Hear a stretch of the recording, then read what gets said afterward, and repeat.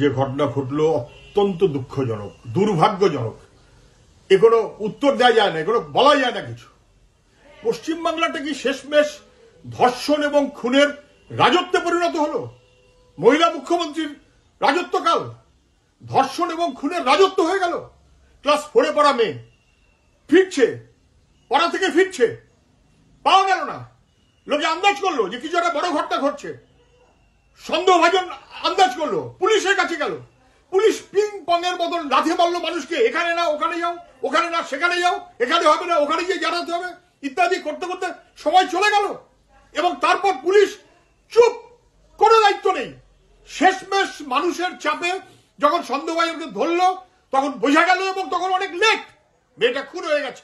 এবং তারপর সে খুনের জায়গাটা বা যেখানে মেয়েটাকে পাওয়া গেল সেই জায়গাটাকে ঘিরে পর্যন্ত রাখলো না। আর কত অপদার্থতা হবে, আর কত অপদার্থতা হবে। কি চায় সরকার, কি চায়? মেয়েদের কোনো নিরাপত্তা থাকবে না, মানুষের কোনো নিরাপত্তা থাকবে না। এবং তারপর এখন মানুষ কেন তারা এরকম পরিষ্কার হবে? মুখ্যমন্ত্রীকে তো উত্তর দিতে হবে, উনি তো পুলিশের মন্ত্রী। কেন পুলিশের থানাতে ফাঁড়িতে আগুন লেগেছে এই কথাটা বলা হচ্ছে ঠিক, এই উত্তর কে দেবে?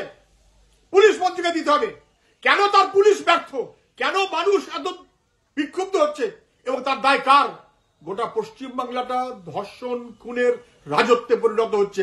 আরজি কর সহ নানা ঘটনা, তারপরেও পুলিশের কোনো হেলদোল নেই। সব দোষ মানুষের ঘাড়ে চাপিয়ে দিচ্ছে। কখনো হতে পারে না।